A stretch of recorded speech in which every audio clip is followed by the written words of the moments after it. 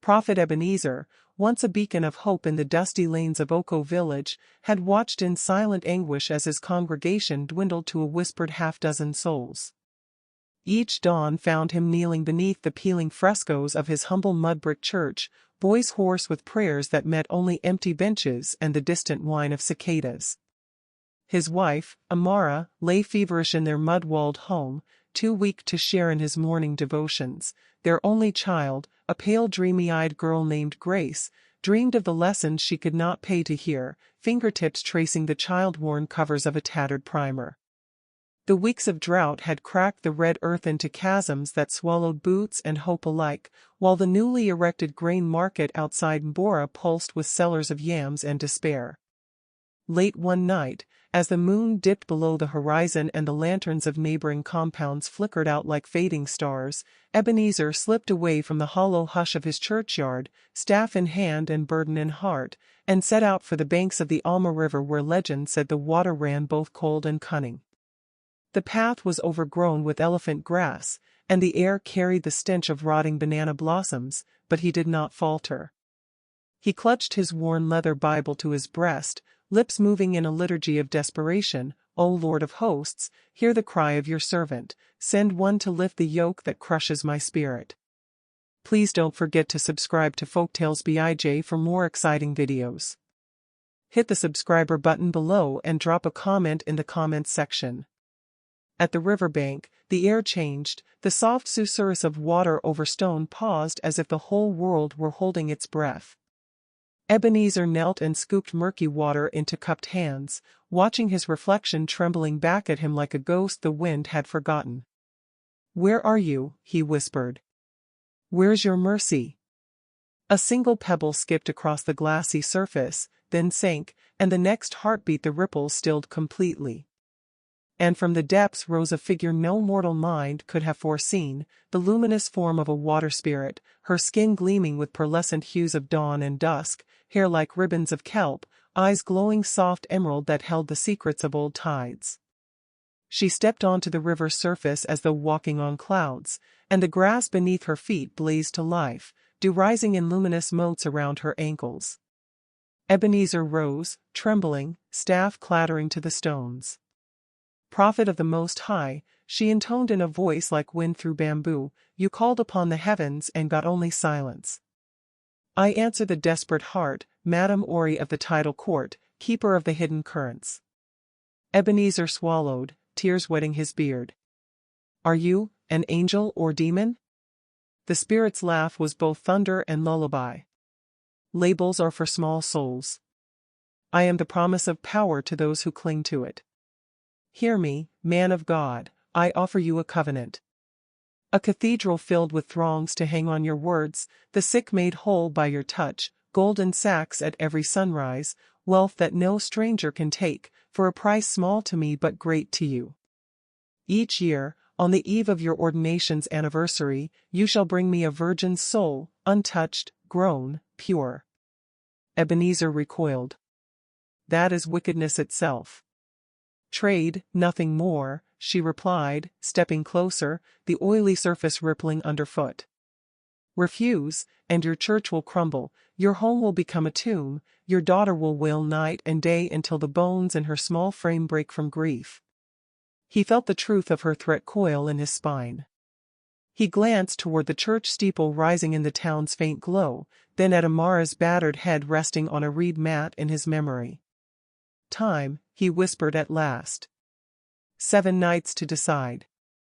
7 nights, she agreed, "and on the 7th, you must choose." And without another sound, she sank below the surface, taking with her the phosphorescent glow that had lit his dread. Over the next week, Ebenezer wrestled with doctrine, with conscience, with love. The ancient words of Scripture warred in his mind with visions of healed limbs, full coffers, and Grace's laughter echoing in a packed nave. He pored over every passage about covenants and sacrifices, prayed until his voice was hoarse, and sat by Amara's bedside as her breath shallowed. On the 7th night, beneath a sky of bruised purple, he returned to the Alma River, trembling as though grasping a blade. "I accept," he gasped into the darkness. Stillness answered.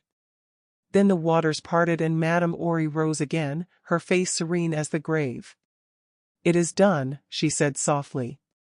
The next dawn, news swept across Mbora like wildfire. At Ebenezer's midday sermon, a crippled beggar rose and danced down the aisle. A blind man blinked away tears to see his trembling wife. Coins rained at the doors like hailstones. Word spread beyond the valleys, and by the next harvest the faithful numbered in the thousands. Yet each year, on the night before his consecration, a pale girl, an orphan from the market, a student of one of his Sunday classes, sometimes a cousin, would vanish without trace, claimed by the mist and the promise. Ebenezer's smile grew wider, yet in the dead of night his heart thrummed with a fear he dared not name. He lived for the applause, for the swell of offerings, but beneath it lay a hollow that no hymn could fill, the quiet memory of that first bargain, and of Grace's bright eyes holding him in silent plea. And so, as the 7th anniversary drew near, the air around Oko crackled with expectation, both for a grand jubilee and for the reckoning that waits on such a price. Prophet Ebenezer's footsteps echoed hollowly through the scorched pathways of the ancient jungle as he ventured ever deeper beyond the reaches of Mbora, each step a testament to his unrelenting quest for redemption and the faint hope of breaking the ocean-born curse that had claimed his daughter. The canopy above, woven thick with vine and leaf, filtered the midday sun into a dappled dance upon the forest floor, where ferns and creeping orchids flourished in a riot of emerald. Ebenezer, clad in the once resplendent robes now tattered at the edges and streaked with river mud, clutched his staff like a lifeline. Its polished yew-wood surface bore the scars of his fervent prayers, and its iron ferrule glinted with the memory of every miracle and every betrayal. His beard, long and flecked with gray, swung against his chest as he moved with measured purpose, eyes fixed on the twisting trail that wound toward a place spoken of only in whispered legend, the Cavern of Glass-Dyed, where it was said the merfolk once convened beneath moonlight to shape the fates of mortals. As dawn turned to dusk and dawn again, Ebenezer subsisted on handfuls of foraged fruit and the occasional fish snared by his worn hands from tributaries feeding the Ase. Nights were spent beside smoky campfires, where he would pore over dog-eared fragments of scripture and battered journals detailing the lore of water spirits, notes he had scavenged from the missionary archives in Mbora, where faded ink still spoke of clandestine rites and sacrilegious pacts. More than once he fancied he saw the ghost of Grace trailing behind him, her pale form drifting like mist between the trees, eyes mournful but imploring. Each time he turned to speak her name, she vanished in a swirl of phosphorescent motes, leaving only the echo of her laughter and the crushing weight of his guilt. On the 7th morning of his pilgrimage, he arrived at the mouth of a grotto hewn into a cliff face, the walls of black basalt streaked with veins of quartz that caught the light in scintillant bursts. Water dripped from overhead stalactites, pooling at his feet in crystalline basins that shimmered with spectral hues, as though the sea's own soul had bled into the rock.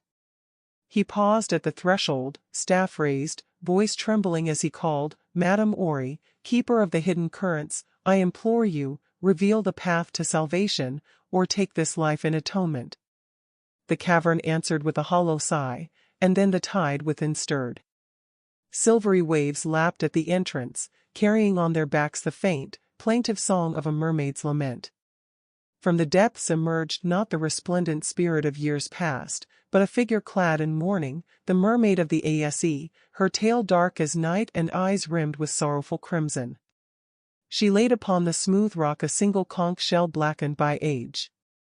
"Prophet," she intoned, voice quivering like a reed in wind, "you have walked this path too long to turn back. The debt of blood and bone demands fulfillment. Yet within this shell lies that which may break the covenant, but only if you possess the courage to face your own heart." Ebenezer's pulse thundered as he knelt and reached for the shell, its surface cold and rough against his calloused palm.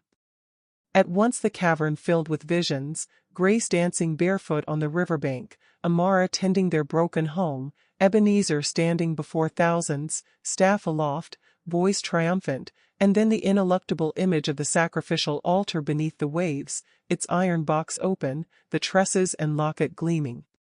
He staggered, clutching the shell to his breast. "Listen well," the mermaid whispered, placing a cool hand upon his shoulder. "Inside this conch lies the song of unmaking, a chant that, when sung at the breaking of dawn beneath the river's moonlit foam, can rend apart the bonds of even the oldest vow. But heed this, the price of its utterance is the dissolution of that which you hold most dear. Your name, your form, your very soul may be unmade in the unraveling." Ebenezer closed his eyes, tears slipping free as he wrestled with the knowledge. To wield the song was to risk annihilation, yet to do nothing condemned him to a life haunted by loss and regret. He gazed into the mermaid's eyes, finding there the reflection of his torment. "I choose," he said hoarsely, "to break the chain." At her nod, the mermaid pressed the conch to his lips. He inhaled the brine-thick air and began to intone the words that spilled forth like shattered glass, notes that shimmered and split the stillness. The walls of the cavern quivered, and the quartz veins gleamed with violent brilliance, as though the very heart of the earth were being fractured. Outside, the Alma River thundered against its banks, waves clawing at the shore in a frenzy. Ebenezer's voice rang out, each syllable a blade that carved through ancient oaths. Yet with each verse, he felt a part of himself unravel, his memories fraying at the edges, the warmth of his flesh growing cold, his vision swimming in moonlight. As the final note tore free, a cataclysmic hush fell. The cavern's waters stilled, the quartz light dimmed, and the mermaid withdrew her hand. Ebenezer collapsed, the conch rolling from his grip. The cavern grew dark, and then, with a sound like 1,000 sighs, the tide receded from the cave mouth, leaving him bathed in newborn moonlight. He rose unsteadily, searching his hands for the ache of loss, yet found only the solidity of flesh, the pulse thrumming at his throat. His mind flared, images surged, Grace's laughter echoing in real space, Amara's voice calling his name. In his pocket, the locket lay warm and whole. Outside, the world exhaled.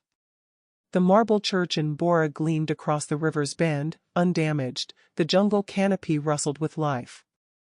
The conch shell, half buried in the cavern dust, cracked and fragmented, its song extinguished forever.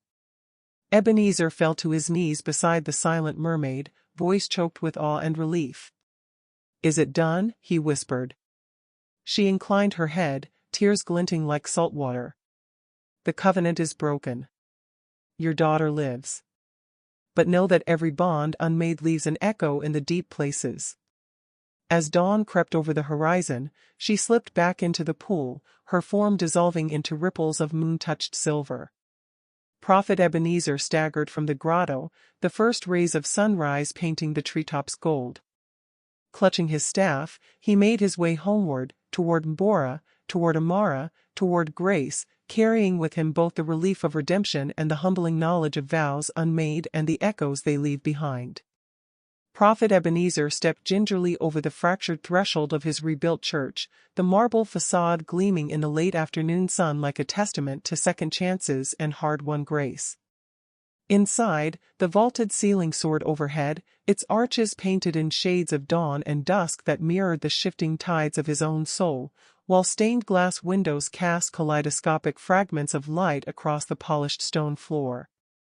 The pews, once scarred by the memory of feathers and locket, now stood pristine, each bench newly carved with symbols of lilies and water, a quiet homage to both his lost innocence and the daughter whose laughter had guided him back from despair. Amara waited at the altar, her robe simple but dignified, hair braided as it had been in days of hope, eyes shining with tears that spoke more of understanding than accusation. Grace stood beside her mother, taller now, her voice raised in a hymn that resonated through the nave like a promise fulfilled. Ebenezer paused at the nave's entrance, staff in hand, and felt the weight of every vow he had broken and every pledge he had kept settle into the very fibers of his being. He walked forward, each step a careful prayer, and as he approached the pulpit, the congregation, women in flowing skirts of indigo and men in tunics of woven cotton, rose in unison, palms raised in blessing and welcome. For the first time in 7 years, Ebenezer felt the tremor of fear in his heart replaced by the quiet assurance that comes only from trial by fire and the mercy that follows. He placed his staff beside the lectern and turned to face his flock, voice clear as the waters of the Ase after a night of rain. "Beloved," he began, "we gather today not merely in triumph, but in humility. We have seen the depths of our own hearts, and though the bonds of the sea once sought to claim us, we have reclaimed our faith, our love, and our hope." A hush fell as he spoke, each word carrying the weight of his journey, the bargained miracles, the shattered altar stone, the song of unmaking, and the clawing loss that had nearly undone him. Yet in that moment, beneath the resplendent glow of stained glass and the soft hush of prayer, there was no shadow of the past, only the radiant promise of what it meant to be broken and made whole again. After the service, the faithful gathered on the church's broad steps to hear Ebenezer speak one final time of the mermaid's warning and the conch song. Children sat at his feet clutching ribbons dipped in river water, elders leaned forward as though to catch echoes of his tale, and travelers from far-off villages lingered to glimpse the man who had bested the tide itself. He recounted the cavern of glass dyed, the mermaid of the Ase who carried both sorrow and salvation in her dark eyes, and the choice he made when faced with the fracture of his own soul. "Miracles are not gifts to be traded like coins," he preached, "but blessings to be received with gratitude and shared without expectation of return." His words, wrought from the crucible of agony, fell upon eager hearts like living water, and for each soul present, there bloomed a renewed resolve to nurture faith not as currency, but as covenant. As twilight draped its violet mantle across the sky, Ebenezer walked down to the riverbank where the silver thread of the Ase stole through reeds and lilies, carrying with it the memory of every step he had taken, from the first tremulous prayer beneath the moon to the final note of unmaking. He knelt in the soft mud, cupped his hands, and drank deeply of the cool, shifting current, feeling its pulse echo in his veins. Above him, stars kindled into life, and in the hush between breath and heartbeat, he heard a voice, soft as a mother's lullaby, bright as a daughter's laughter, calling him home. He rose, staff in hand, eyes lifted to the heavens, and walked slowly back toward the light of the church, where Amara and Grace waited, hands outstretched. In that moment, the priest and the prophet, the father and the seeker, found themselves bound not by bargains of blood, but by the unbreakable cords of love, redemption, and the enduring truth that even the deepest waters cannot drown the soul made steadfast by faith. To watch out for the concluding part of this story, do well to subscribe to this channel, give this video a like, and ensure to turn on the notification bell so you don't miss out on more interesting stories like this.